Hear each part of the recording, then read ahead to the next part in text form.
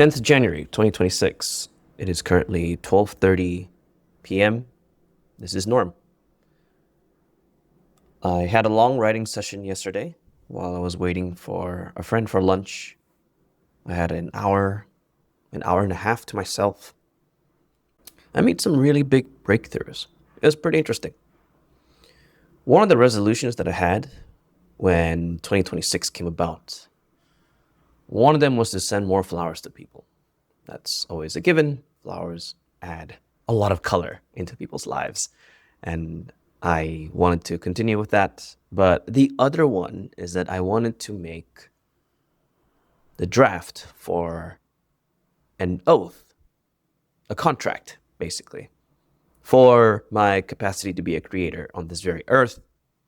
I thought that I could write some notes on it, some preliminary bullet point notes that I can begin, such that when I am ready to write the contract, I have some foundational stuff that I can begin the template off of. So the intention of this contract is basically to, I hope I can see this on the whiteboard, but maybe I can shift the camera here and there for that.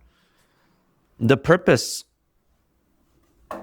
of this oath is to, one, give myself some accountability because I need it.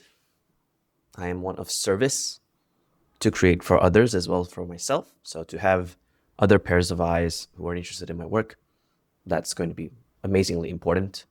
And two, I feel that by declaring this oath together with someone that I find precious or is also just as hard of a creator as I am, we also are signing into this agreement made tangible that we are going to support each other in any way, shape, or form.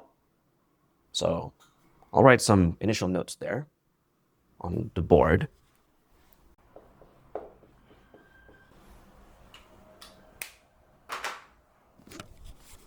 Accountability and ritualistic emphasis.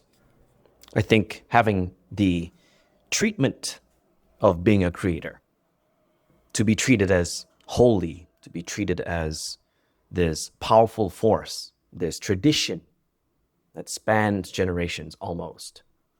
If I were to treat it as such, that would make it more amazing to draft this out, share it with someone, and then both persons reciprocate and understand and comprehend the weight of what they're getting into.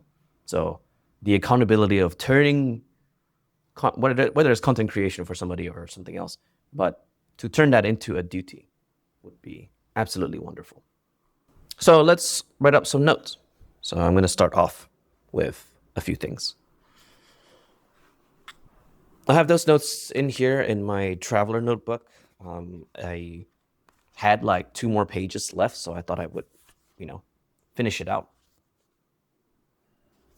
And starting off the oath with some basic skeletal things. So let me just write them out here.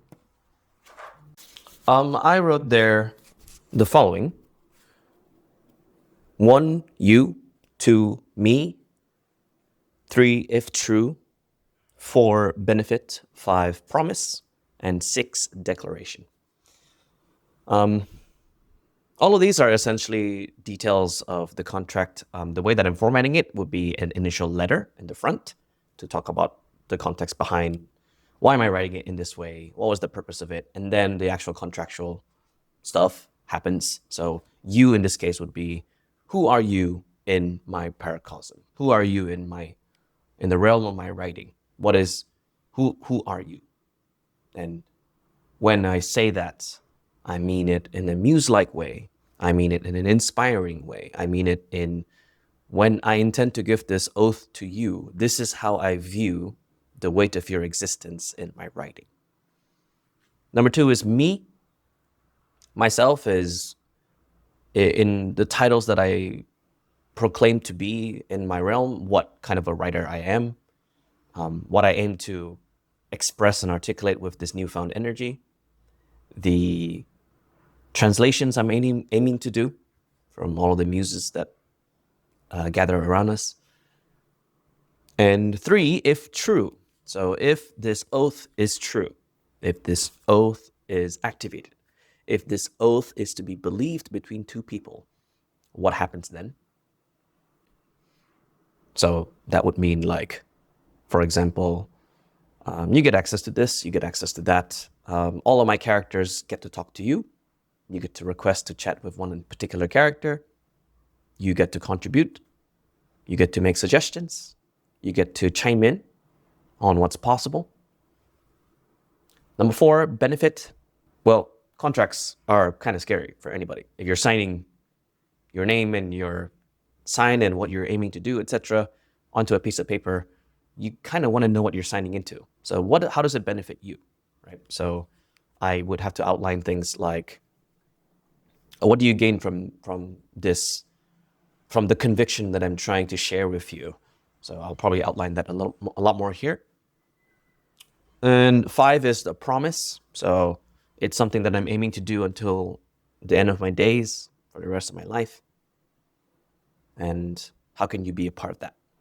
And 6 is the declaration, is like treating this entire thing as a ritual, treating the seriousness of it. Yes, I'm using older writing methods. Yes, I'm maybe blowing out of proportion this entire thing where I could just not make this oath in the first place and then just start writing, etc. But I want to share the weight of this with you as someone who could potentially receive this oath. I want to give you a promised oath that, when I have already done so to myself, gives me such profound delight that it is inherently a love language of myself towards you, and I want to share that with you. Hence the declaration. So yeah, let's start off with some of the notes that I have in here. This is going to take some time, so let's see how that goes.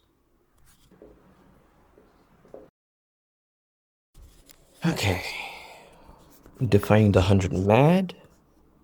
I wrote here 100 mad mainly because those who are insane enough to follow my path and relish from it. I wrote 100 there, but that's an arbitrary number. Witness the madness of this vessel as they proclaim with conviction such violent delights, and within intangibility exists my infinity. The waltz of death, the light, or the steps of life. I'll probably have to explain that in greater detail. This is a point for number 3, to keep you in mind when creating. This is a benefit. Shareholder updates. So these are probably like private letters on my health, future goals that are not public, stuff that's gone wrong. You never know. This is something for point number 2, which is me speak of velvet, my inner God, trust in instinct, describe the wildfire. What is that keeps us alive? To be in pursuit of Sonder, the subtleties of humanity and people's stories. Translator of the muse blessed, The muse blessed, someone who is fluent in the language of articulation, especially even in silent encounters. Suddenly, creative inspiration strikes, and your muse kisses you atop your head and lets you know something needs to be created. To be a translator of that, I think, is one of the greatest satisfactions that humanity can give you. At least, that's what I think. I'll probably write more about that in another time. I was talking with a friend over dinner yesterday, and we were talking about writing, and I did mention muse blessed. It's wonderful that you look at any language that humanity uses to write and express and speak in, and you play around that language and you find stories, narratives, conciseness, conclusions, fables, whatever it is, because your character in that moment is blessed with a muse that chooses to send you in a specific direction, blessing you with story. Anyway, back to this. So, this is duty. So this is a point for me. Acts of the vessel. So what is this vessel going to do? Servitude to the language your mind is fluent in. This is a benefit, I guess, but it's also for an if true. My characters are free to talk to you.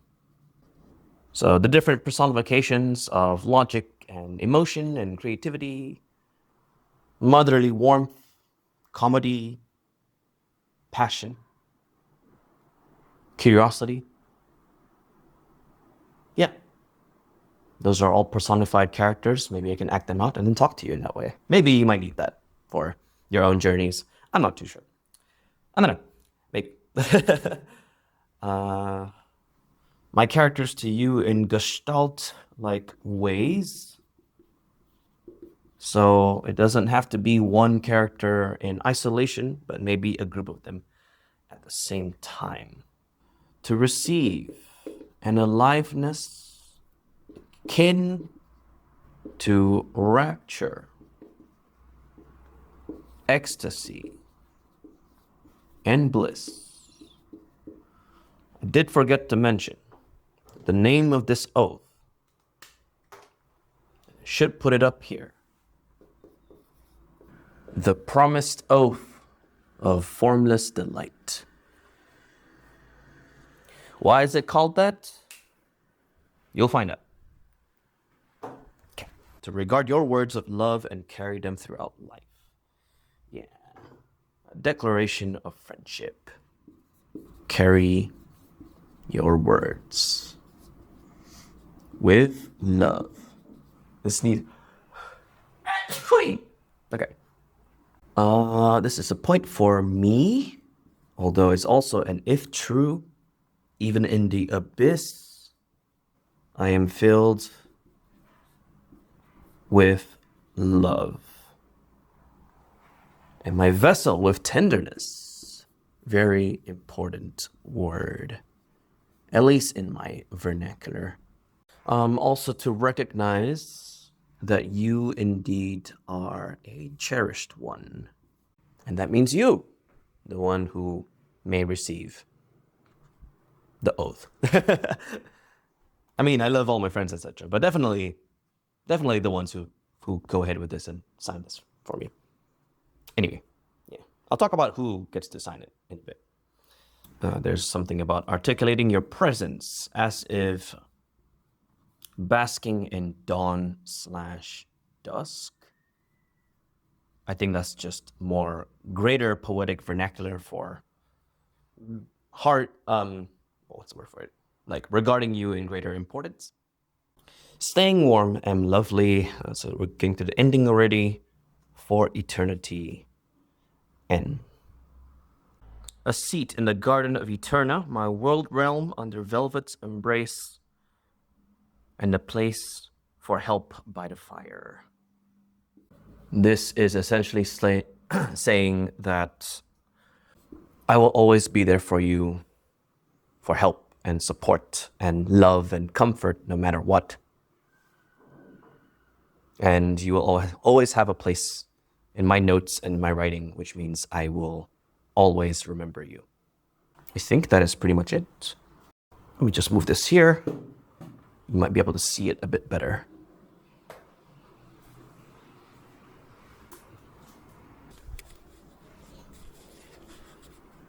So once again, this would be something along the lines of a promised oath of formless delight. Firstly, a letter to the person to thank them for being in my life. And then I wanted to share with them a letter of eternal gratitude. And the way that I'm willing to do that is through this oath. The purpose of this oath is accountability and ritualistic emphasis, so probably more details about the purpose or the power of rituals in that sense, and how that imprints itself into our lives. To have initial notions about who would be so cherished as to become part of one's immortal oath. I initially had the note of the 100 mad, but maybe I might take that out. Actually, it might not be part of this oath. This might be the public, what do you call that? Like the public group name or community for the world to see.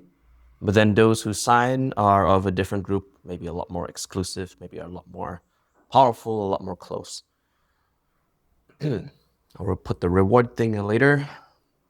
Their purpose in my oath is to be cherished, their presence articulated. They bear witness to the madness of this vessel being me,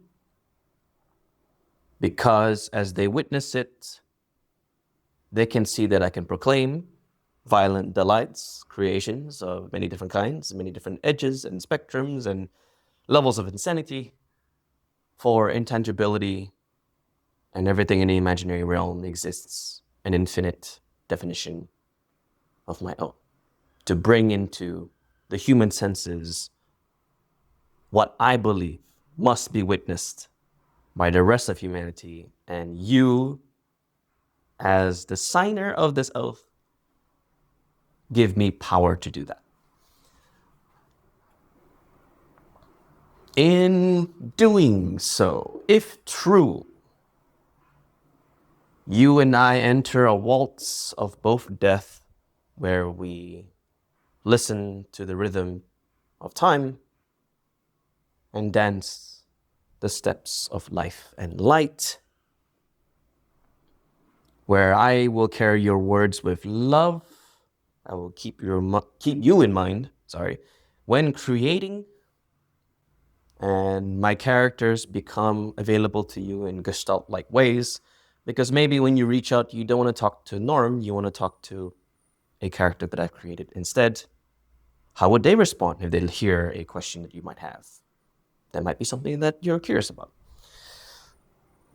That even in the abyss, or such bad days that I might possess, I'm still filled with love, and my vessel is filled with tenderness, because even in the abyss, even in my darkest days, knowing that you have made the oath with me means that I'm not alone.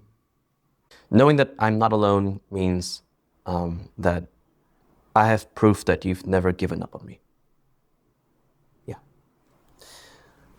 Cherished, I think I wrote that. Well, carry your words of love. Cherished, I guess I can mix both. Articulating your presence as per dawn and dusk. So all of this gives me power and meaning. So the benefit for you would be, maybe you get private letters, maybe you get physical letters, maybe a handwritten one. I'm not too sure.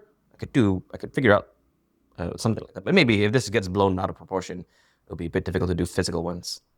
I don't know. We'll see. Shareholder updates, maybe like private letters. specific notes that are too private. Maybe they might concern the names of people or events that are too much for the public eye. To receive from my end an aliveness akin to rapture, ecstasy, and bliss. By signing into this with me, you give me permission to be eternally happy with you. And I hope that that happiness that comes from me, an abundance of love, lights you up as well. So that's a benefit for you. Aha! Plus points. A seat in Eterna. Eterna being the realm of my writing world, my imaginary realm. And a place by the fire where if you need to escape to a cozy getaway, even if it's in conversation, there's a place for you here. Yeah, that's a lot of notes for just the first 4 points, which I guess leads to number 5 being like maybe the time span of things. Maybe it's a declaration of the promises for all of these points to be held up. And then a declaration that, from now on, as soon as this is propped up, as soon as this is signed, I treat my connection with you like something akin to faith. When I talk with you, it would be the same feeling of going to church. It would be the same feeling of finding God. I find God through you. I seek velvet's embrace through my compassion found mutually between the two of us. For those who have given me or signed the promised oath of formless delight, the delight then comes from both ways, you and me. So the promise then is happiness, is bliss, is to dance all the time. And I guess the declaration is like the signing part would be like, name, date, sign, and then maybe an extra box that says like, what are some other words that you want to put in here that mean a lot? And then to end the note with the usual phrasing, to stay warm, to stay lovely, and I will always be thinking of you. For eternity, Norman. But then Norman is just a vessel, so we'll put N. The actual character here is N.T. Clover. I hope you can see that. Can you see that? Which is my writing name. But I feel like a change in persona feels a lot more comforting to me. So, yeah. This is already a lot for a very intangible, vague declaration, and I think that's fine. I didn't want the contract to be like, yeah, sign this, and then at the end of the year, I will have made 100 blog posts and 2 books and 3 speak. No. The metric I want to measure is the depth of meaning, not actionable metrics. I understand the advantage of actionable metrics, but I think I can do that on myself. That's fine. I can track that on my own. I can have a timeline of things that I want to do. But this oath is for motivation. It's for encouragement. And actually, this oath is for one of the forms of delight, even if I wrote here formless, is bravery. You give me permission to be brave enough to chase after my delights. And that's the point of this. I seek delight in all of its forms through my connection with you. So who was cherished enough to receive this? I can already think of a few people. I mean, maybe like 10. Those who know me well enough that they know that my imagination spans this much and more, that they won't disregard it and be like, what the hell are you talking about, dude? This isn't a meme, it's not funny. It has to be someone that I have become so vulnerable with. It's akin to adoration. I would rather make promises with those that I adore and those that I cherish. So yeah, that's the first draft of the oath. I will have to write it sometime, but we shall see how it looks like in the future. Maybe I have to sketch it. Oh yes, that reminds me. I forgot about sketching my symbol, my sigil, which is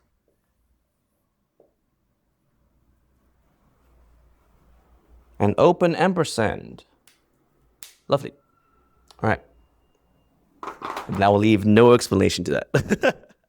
It's funny that it's like noon, and I'm doing this insane random brainstorming session, talking to myself in a room by myself, with my hair all messed up and messy, and I put like treatment on it because we have an event later, and I'm like in a mess. I don't look the best, but I feel the happiest I can be today, right now. So it's lovely. Thanks so much for watching. I hope you enjoy it. Maybe I can live stream this soon. These ramblings of mine. It is inherently part of my body of work, but I'll make it a lot more narrow-minded, or narrow in terms of theming and topics. Because maybe instead of something as vague and esoteric as this, I could start doing drafting for fables and stories and posts and research, etc. So we'll see. Thank you. Bye.